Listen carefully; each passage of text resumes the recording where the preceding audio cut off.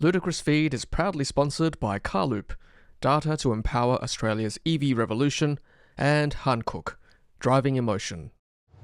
Hey everyone, I'm Tom. Welcome to Ludicrous Feed. This is my wife Joy. Hello. And we are going to walk through software update 2024.44.25.4, which is the holiday update here in Sydney, Australia for our 2023 Tesla Model Y rear-wheel drive. And yeah, let's go through right now. Okay, so let's go through the release notes for 2024.44.25.4. And the first one is Apple Watch. So the Apple Watch now has a native Tesla app. You will need the mobile app 4.39.5 and above for Apple iOS, and also the Watch OS 11. So make sure everything is updated before you use it. You can do things like view the vehicle state of charge and also use it as a phone key as well. And the watch complications will have things like opening the boot or bonnet. Let's have a look at Joy's Apple Watch right here. She's got a Series 9, I believe it is. Yep, and let's focus there. So there you go. You've got functions like lock, turn the AC on, state of charge, open the boot, and what else is here? Yeah, open, close charge port, flash, horn, and other things you can expect from your mobile app. Okay, next one is mobile app Dashcam viewer. So this is handy. You can now save all the events on your phone as well as view it, which is great. Again, you need the latest mobile app version and premium connectivity as well, which is $9.99 a month here in Australia. Search along the route. So while navigating, you can search for other things like coffee shops, fast food, etc. So let's try that right now. So let's navigate to, say... Let's go to the Gold Coast. Gold Coast. Oh, why not? Oh, I want to go there right now. You go 3 stops along the way apparently. Okay, and then what happens if you want to stop for food along the way or coffee or something? So search along route. Oop. Let's do that, thanks Joy. And then coffee. There you go, all the coffee shops along the way. An abundance of coffee here in Australia, which is good. Great thing about Tesla obviously is the EV trip planning. It's second to none currently in the EV world. Okay, next one is precipitation map and weather at destination. So apparently the map can now show you whether it's raining or not in your area. I can just look at the sky, of course, but if you want visual confirmation of that, it's not raining today, obviously, but I don't know what's actually going to happen. Is this map going to turn blue, or is there going to be rain animation on the screen? I'm not quite sure yet at this stage, but we'll find out one day. And then also at the destination, it'll show the weather as well. You'll also be updated on any significant weather differences between current location and final destination, and of course, as always, requires premium connectivity. Now the next one's going to be very useful, rear cross traffic alerts. So when you shift into reverse, your vehicle will alert you if there's someone walking behind your car or if there's another car, I guess. So yeah, Joy's going to walk outside and test that for us. Promise not to run her over. Okay, so she's walking up there right now. And then we are going to put the car into reverse. See her walking out. There we go. Flashing red. That's handy, isn't it? Using the cameras to do that. Excellent. Good test. Okay, so next one is TuneIn alert. Now, I get questions a lot about radio in EVs, but I just go to TuneIn just by default, either in a Tesla or my BYD or other cars through Apple CarPlay.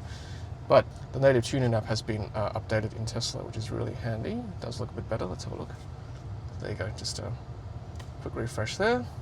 And then light show update. I'm not going to show you that right now, but if that's your thing, show that over Christmas and the holiday season. And update with a new game, Boomerang Foo. Looks quite cute actually. So you can play that with your kids, I guess, or by yourself when you're waiting to charge the car. And this is interesting here, so theatre and video updates. You can use the media card to play and pause any active video content playing through the browser or theatre, and you can start a video in the web browser before your drive to enjoy your favourite content as audio on the road. So I suppose that's useful if you want to keep a video running, for example, but you're still driving. So there'll be no video, but the audio will still be running. We're just talking about that today.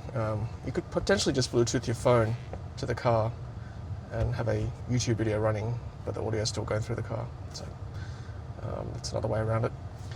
Now, seats control. This is interesting. So let's try that. So let's go to controls here and seats. There we go, seats new. You can't adjust the seat while the seat is occupied, so Joy's sitting right there. But let's see if she just lifts her, and just does a bridge. Yep, there we go. She's doing a bridge right now, and we can actually move her independently. Enjoying that? No. Okay, I'll stop. And let's do one more thing. Maintenance summary. This is really handy actually. So now you can see what has been done maintenance-wise and what needs to be done. Tesla still recommends doing this. So controls, service, maintenance.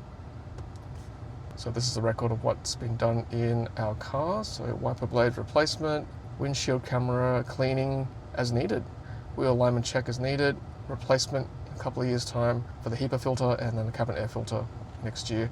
We just did a full tyre set replacement. So they do recommend a tyre rotation every 10,000 kilometres. And you can request the service from here. And finally, minor updates. So you can look for nearby parking now. If someone's trying to open your door or boot while Sentry Mode is active, you'll receive a notification on your phone. This one's good, isn't it, Joy? This is your car that you drive every day. Reviewing Dashcam clips in your vehicle, the video player will skip directly to the recorded event. I mean, it makes so much more sense. It always starts at the sort of like 8 minutes or 10 minutes practically before. So this is not having to scrub all the way to the red dot. Yep, I agree. It's going to be very good. Energy consumption is now updated to the last 300 kilometres as well. That's really good, as opposed to just the last 50. When navigating to a supercharger, upon arrival, you'll be notified if there's any stalls out of action. That's good. And when reversing, your music volume can automatically lower to help you focus on parking. I was just saying that about the decals, so the fact that this is now in the Tesla is much appreciated. Yeah, it's great for us oldies. We'll check that out in a second. Vampire Survivors has been updated. Quality of life features, interesting. And then other minor fixes and performance enhancements. Okay, let's check out the lower music on reverse. So controls, safety, scroll down here, lower volume in reverse. Yeah, I'll have that too. Great. And then the last one is the consumption app. So that will be under energy. And now we can see last, where is it, 300 kilometers. Excellent. So it goes all the way back to 300. It's fantastic. So it's quite an accurate consumption graph now. Oh, so that number's quite high. Just ignore that because we've been sitting here talking to you guys with the AC running. All right, everyone, that's a quick summary of the release notes. This is Joy's car that she drives every day. So I'm going to ask her what of those updates she finds useful, or she will potentially find useful. Probably the number one would be the little red flashing when there's a pedestrian in reverse, because I'm actually, no, I don't actually reverse out of parking spots actually. Oh, you do back There's in, one, don't you? there is, yeah, although there is one set of shops where you have to drive in. So there's one set of shops that I go to where that would be very handy. But I suppose if I'm backing into a spot, and especially this time of the year, for some reason people love to walk behind reversing cars. I tell my kids never ever walk behind a reversing car, but people do. It's quite common now, yeah. Yeah, so this is actually really handy so that I can see if someone's making what I tell my kids is a poor choice. Yep. Very true. Yeah, what else? the other one? There was something else with reversing. Oh, too, reversing wasn't it? volume. The volume. Yes. Yes, I play music quite loudly when I'm driving, so having it come down a bit when I'm reversing is much appreciated. Yeah, I agree with that one. Saving a Sentry Mode clip on your phone, that's quite handy. And also when you view a Sentry Mode event, it'll automatically go straight to the red dot. Yes, what I don't like is that you've moved my sorry. seat and now it's not. Yep. Yeah. Fix it. Yeah, that's not good that the driver can control that. But only if you're... If I wasn't sitting there. Yeah. So I can't do that if you're just sitting there, which is good. Neither can the kids. Otherwise, yeah, everything else is just little tweaks, just little quality of life improvements just to make the car better than before, which is great. Otherwise, thanks for watching, everyone. For enjoying myself. Have a great holiday season wherever you're watching from. Until next video, happy charging.